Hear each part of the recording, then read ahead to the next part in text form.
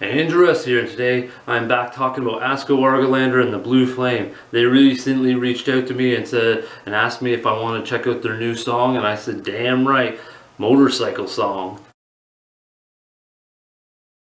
Now early on I get a Creedence Clearwater Revival vibe, just a smidgen, from certain acoustic notes and bass.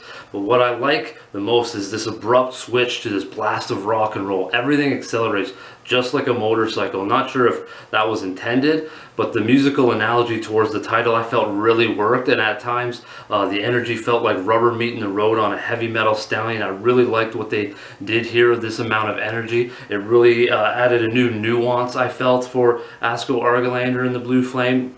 Completely new energy, and we get a lot of new nuances and details within this one, I felt, as well. I also really like the subtle vocal change from Asko Argillander to go slightly more gritty, and I felt like it went hand in hand with the music and the style of dudes who would be riding on motorcycles in the early days of rock and roll. I really like that grittiness. It really went hand in hand with everything, and also went hand in hand with the intensity of the guitar direction and what the drums were doing. The drums were great. I love the tempo behind them. I also really like what the guitars did throughout the entire song, but I like the guitar tone. It was gritty too. It went hand in hand with like a motorcycle gang and stuff, and I really liked what that did. You know, it really like that tone I felt helped amplify, help intensify amplify the riffs itself. So that tone really gave it some crunch. I like the guitar work and everything.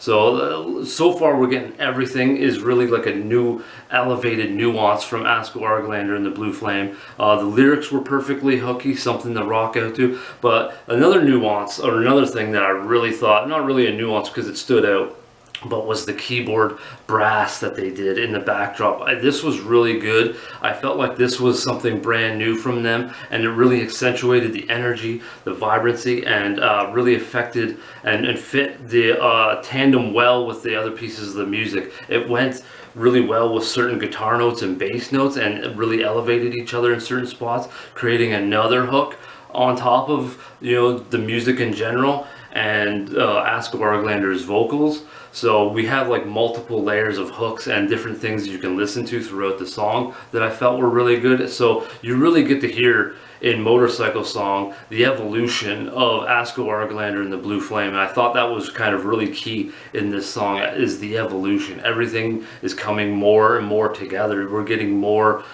depth and stuff to their music, and I think that shows, you know, really well in this track. This feels like almost like the poster child for their evolution to take that next level up, and it really shows, I think, diversity on them. So if Asko Argillander and the Blue Flame were to release a full-length album, I feel like we would get to hear, you know, a good amount of diversity through the songs that they've done already, and then this one. I think that would be really good for the listeners, and it really showcased here in Motorcycle Song. So I hope you guys check out this track and the links below, along with Asko Argillander and Blue Flame. All their links will be down in the description below for you guys to check out. I'll put everything down there. Maybe I'll put some old tracks so you can kind of do a comparison to a couple of their older songs and then to this one, so you can sort of see what I mean by like the growth and the evolution of what they're accomplishing here in their songwriting, which I think is really cool